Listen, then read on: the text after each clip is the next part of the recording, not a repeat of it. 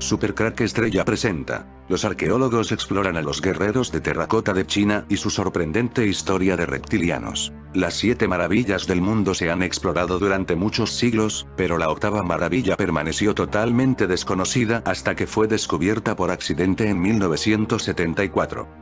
Era un año muy seco en China central y los agricultores afectados por la sequía realizaron excavaciones para construir un pozo. Sin embargo, en vez de agua, desenterraron una estatua humana, preparada para la batalla. La excavación descubrió más de una, había docenas, cientos, miles de figuras, un ejército masivo de soldados de terracota en tamaño real.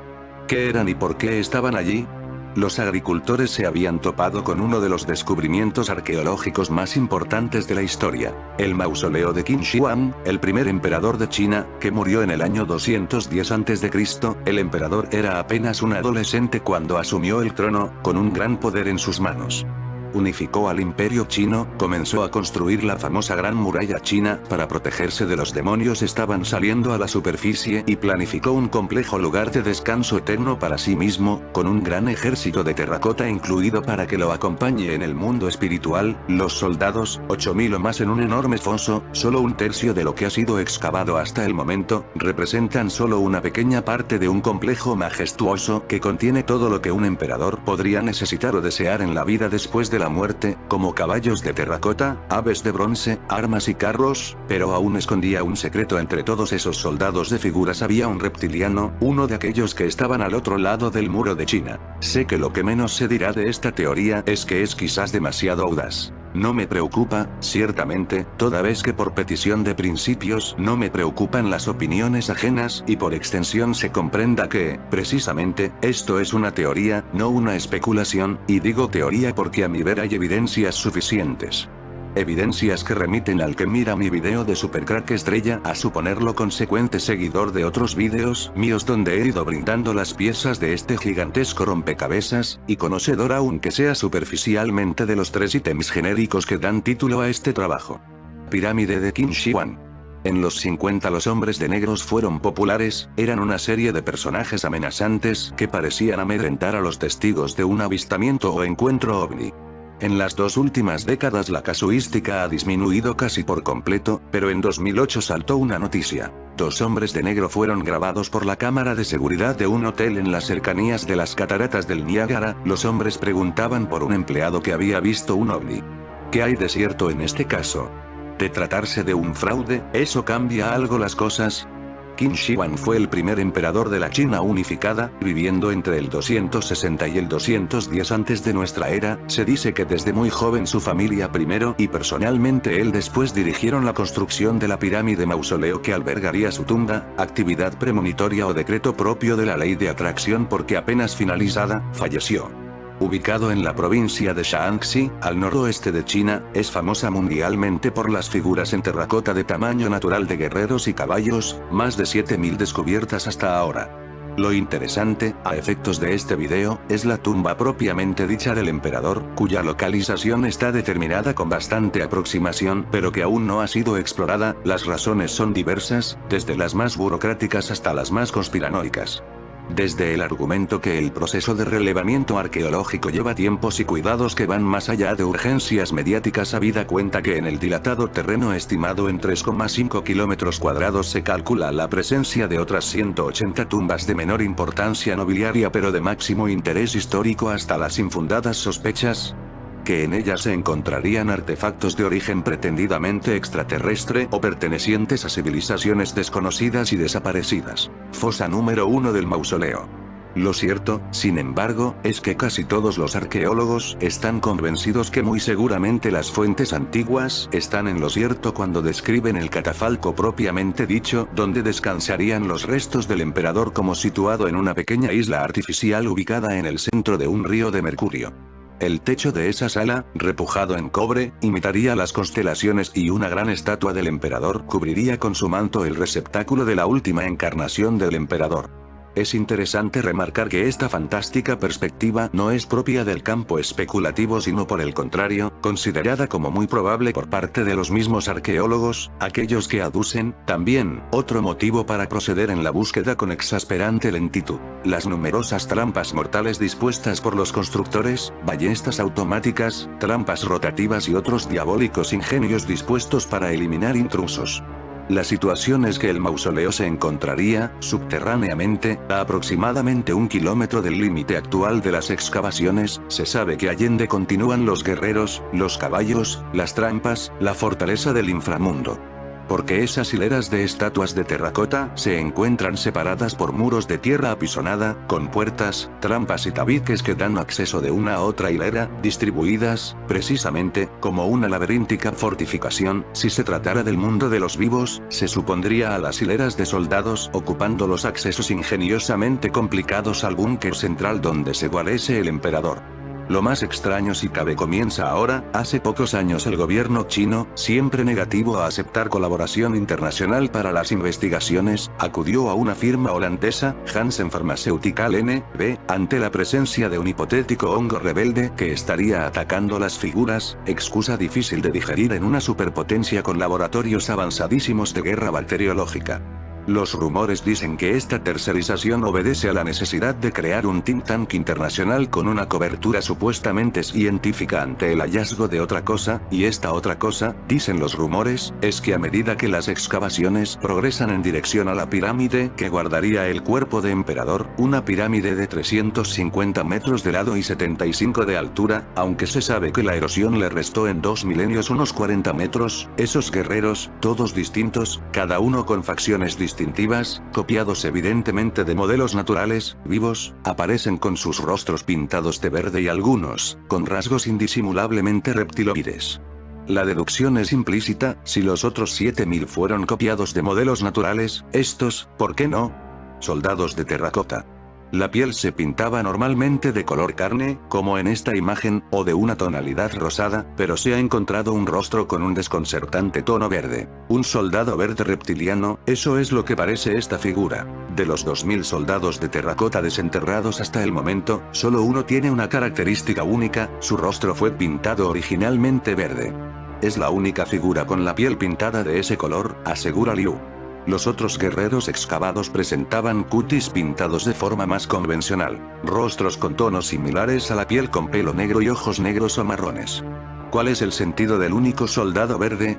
Hay distintas explicaciones, aunque ninguna demasiado creíble, cuenta Liu. Algunos han especulado con que el soldado del rostro verde era una especie de hechicero militar, otros se han preguntado si su color de piel representaba un disfraz del campo de batalla, similar a un camuflaje. Algunos hasta han sugerido que pintar el rostro de un soldado verde podría haber sido solo un juego de alguno de los artesanos del emperador. Según Liu, esta última teoría es la menos probable. Durante el reinado de Qin, había un estricto control de calidad, agrega Liu. Las armas de bronce y otros objetos tenían inscrito el nombre del artesano que los había elaborado, por lo que determinar la autoría del pícaro guerrero verde habría sido una tarea muy sencilla. Si alguien hubiera hecho algo para jugar, se habría metido en graves problemas, asegura Liu.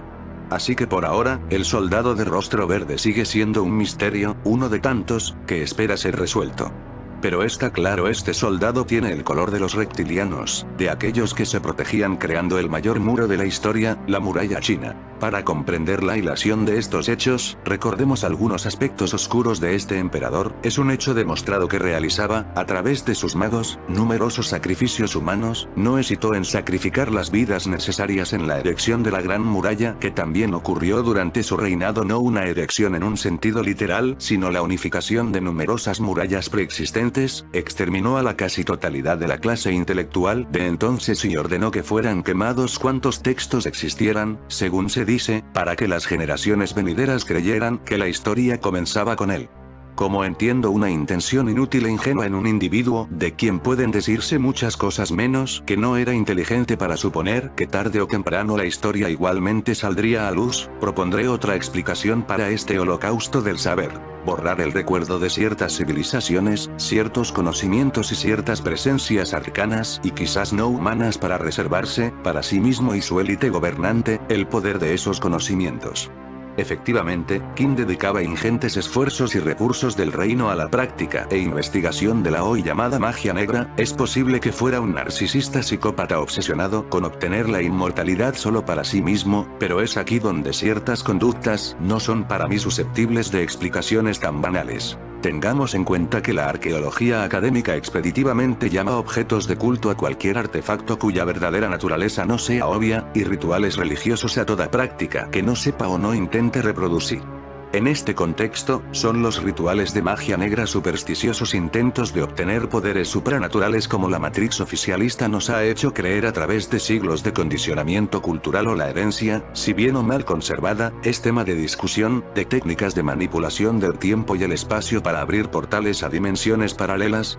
Esta es la misión de los hombres de negro, controlar el tiempo. Por esta razón los hombres de negro asesinan a los viajeros del tiempo. Ellos no quieren el caos. No sabemos si los hombres de negro son buenos o malos, ángeles buenos, o ángeles caídos malos. Sabemos que algunos ángeles caídos están encerrados en alguna época del tiempo. Lo sabemos por el mensaje que recibimos donde decía: estamos viajando en el tiempo hacia nuestro origen. Es posible que los viajeros del tiempo estén buscando la época exacta donde estos ángeles caídos están encerrados, para liberarlos, y es posible que la misión de los hombres de negro sea impedirlo. Lo que es seguro es que los hombres de negro están en contra de todos los viajeros del tiempo. Los hombres de negro controlan el espacio-tiempo, y los reptilianos son posiblemente ángeles caídos, que parecen estar en la época de este emperador chino. Aunque las figuras datan del 200 a.C., estaban en buen estado, lo que ha permitido a los arqueólogos y antropólogos entender mejor la antigua cultura asiática, conociendo detalles sobre su industria, sus vestimentas e incluso la distribución militar habitual según la cercanía de cada figura a la tumba del emperador. Pero había algo raro: cuando se desenterraron los soldados, muchos arqueólogos acostumbrados a este tipo de yacimientos se dieron cuenta de que las armas de los saldos de terracota estaban muy bien conservadas. Demasiado bien. Las armas de bronce que portaban deberían estar oxidadas y desgastadas, mostrando el color verdoso que habitualmente se puede ver en los museos. Sin embargo, algunas de ellas conservaban su aspecto bronceado, e incluso mantenían su filo y adornos. No parecían armas de 2 milenios de antigüedad. Al analizar la composición química, comprobaron que el bronce incluía una pequeña proporción de cromo, otro metal que usamos hoy en día para crear el acero inoxidable. Esto explicaría la conservación de no ser por un detalle. El cromo no fue descubierto hasta 1789, y no se empezó a usar como aleación antioxidante hasta comienzos del siglo XX. ¿Cómo lograron usarlo 2 milenios antes? Claramente esta élite controla los viajes en el tiempo, y en estas figuras tenemos una prueba más. Creo no, estoy convencido que algunas supersticiones, nunca mejor empleado el término. Superstición proviene de superstite, lo que sobrevive, como la magia, negra, blanca o del color que prefieran, y la alquimia ha formado parte, en un remoto pasado, del corpus de conocimiento formal legado por visitantes extraterrestres o ángeles caídos. Y voy un paso más adelante. Creo que el uso perverso, en el más estricto sentido psicologista del término, desviado de lo correcto, de la magia negra es una estrategia que en un remoto o no tanto pasado ciertos Illuminati, humanos, pero vinculados a entidades que no lo eran, aplicaron a algunos de esos conocimientos tanto en provecho propio como para hacer perder el camino a buena parte de la humanidad después. Son los mismos que nos crean las crisis actuales. Permítanme ahora remitirme a otros 2 descubrimientos arqueológicos, ambos recientes y paradójicamente, provenientes de tiempos más antiguos. Los realizados bajo el llamado Templo de Quetzalcóatl en Teotihuacán, y bajo la pirámide principal de Chichén Itzá. Esferas de Klerksdorp.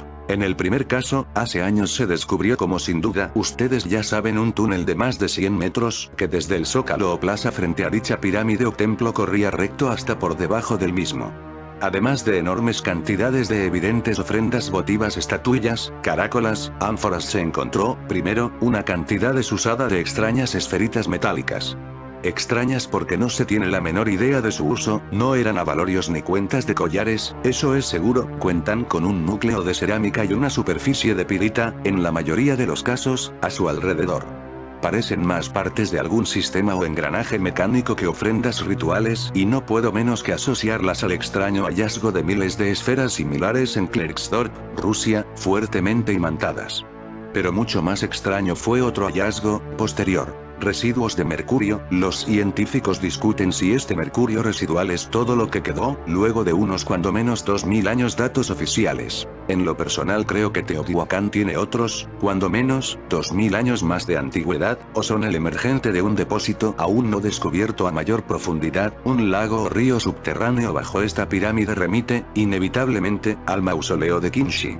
Túnel bajo la pirámide de Quetzalcóatl. Y en cuanto a Chichén Itzá, la noticia es más reciente aún. Se ha descubierto un cenote, que algunos medios periodísticos describen equivocadamente como un río subterráneo, pero que en realidad es un estanque, de unos 30 metros de diámetro y otros tanto de profundidad, bajo la pirámide de Kukulcán, el correspondiente maya a Quetzalcóatl. Y ya se ha encontrado mercurio también, solo que en otras construcciones, en ese sitio arqueológico, entonces la existencia de depósitos líquidos de agua o del mineral en ese estado en puntos tan alejados me hace inevitablemente pensar en una correspondencia.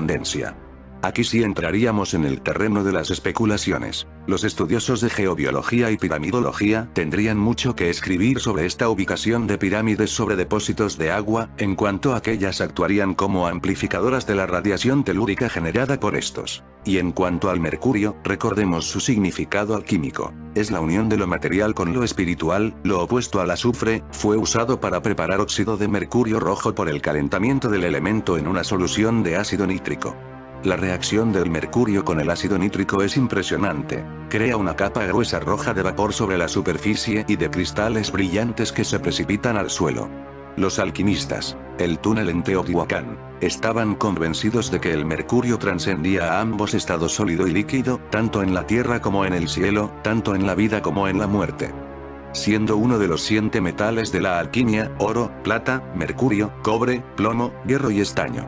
Pero también recordemos esto, los vimanas, vehículos de los dioses en las epopeyas indias del Rig Veda y el Mahabharata, se impulsaban, según esos mismos textos, por el calentamiento del mercurio. Ahora, sigan este razonamiento. Si aceptamos que la alquimia es la disciplina que por principio de correspondencia, hace que simultáneamente a las transmutaciones materiales que opera el iniciado se producirán transmutaciones espirituales, y si aceptamos lo que es indubitable que la alquimia es absolutamente alegórica, entonces las herramientas, los elementos, los materiales empleados actúan tanto en un plano denso, material, como en un plano sutil, espiritual. Que es decir, en una realidad simultánea, paralela, otra dimensión, pues bien, siendo así, el mercurio es símbolo y herramienta entre distintos planos, trascender la muerte, según dicen los arqueólogos, es solo su percepción profana de la búsqueda de trascender dimensiones, profanación. Cenote bajo la pirámide de Kukulcán. Cultural no menor que la de los clérigos que llegaron a América con la conquista, y que no pudiendo comprender la idea del término náhuatl teotl como esencia o semilla cósmica, simplemente lo relacionaron con el teos griego y lo tradujeron como Dios, iniciando la monstruosa pero muy conveniente para el genocidio confusión del inexistente politeísmo de las culturas mexicas. Y no es menor el guiño cómplice de la afirmación que el mercurio se opone al azufre, cuando el olor a azufre ha estado milenariamente vinculado a la aparición de entidades demoníacas, y en muchos episodios ovni, también. Siendo que la línea de tiempo nos dice que, de pasado a presente, la sucesión de hechos aquí presentados sería Teotihuacán Chichén Itzá Quinchihuán, mi teoría se resumiría diciendo que el legado de conocimientos extraterrestres o ángeles caídos, presente en los 2 primeros sitios mencionados, fue tardíamente manipulado por los antecesores de los luego denominados genéricamente Illuminati, cuyos vínculos con entidades no humanas he demostrado en muchos otros trabajos. Si los mismos son reptilianos, allí correrá por cuenta y riesgo de cada uno, tal como se manifiesta en el tiempo, la historia y el legado del emperador chino. Recordemos que fue entre la aproximada ubicación temporal de Chichén Itzá y el nacimiento de Qin, en algún momento alrededor del año 600 antes de nuestra era, cuando se constituye la Hermandad de la Serpiente en Egipto, la primera referencia, para algunos, histórica, para otros, legendaria. Pero referencia al fin, de grupos de poder político dedicados ampliamente a prácticas esotéricas, es decir, Illuminati en toda la regla, y la difusión tanto Merek y sus observaciones de la cultura como de la filosofía y el hermetismo egipcio en todo el orbe en manos de los carios, como desarrollé aquí, es más que evidente.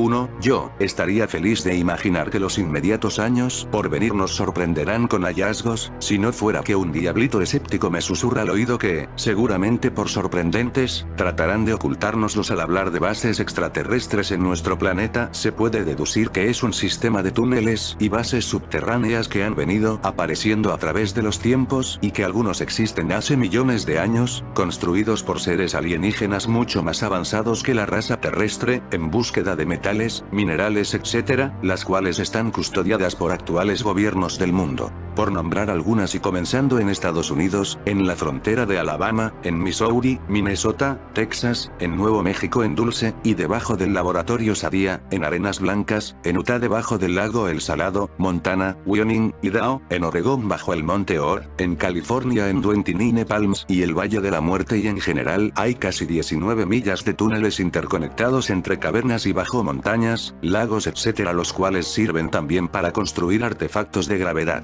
Los mismos gobiernos internacionales son los encargados de la actual vigilancia, ya que ha existido ciertos tratados y pactos entre grises y los mismos gobiernos, en intercambio de tecnología y creación de naves. Las figuras monocromas que los visitantes ven hoy en el Museo del Ejército de Terracota de Xi'an fueron en su origen la fantasía multicolor de un dirigente cuyas grandiosas ambiciones iban más allá del reino de los mortales. Qin Shi Huangdi, el primer emperador que unificó China bajo una sola dinastía, alcanzó grandes hitos durante su reinado, entre 221 y 210 a.C., además de emprender la construcción de los primeros tramos de la Gran Muralla para proteger sus dominios. El tirano reformista homogeneizó la escritura, la moneda y el sistema de medidas del país, y nos legó el nombre del que etimológicamente deriva la palabra China. Qin se pronuncia Qin. El emperador preparó también su viaje al más allá, ordenando edificar un complejo funerario de 90 kilómetros cuadrados. El ejército de soldados y caballos de arcilla que concibió Qin no era una procesión sombría, sino un alarde de poder bañado en un torbellino cromático, rojo, verde, morado y amarillo.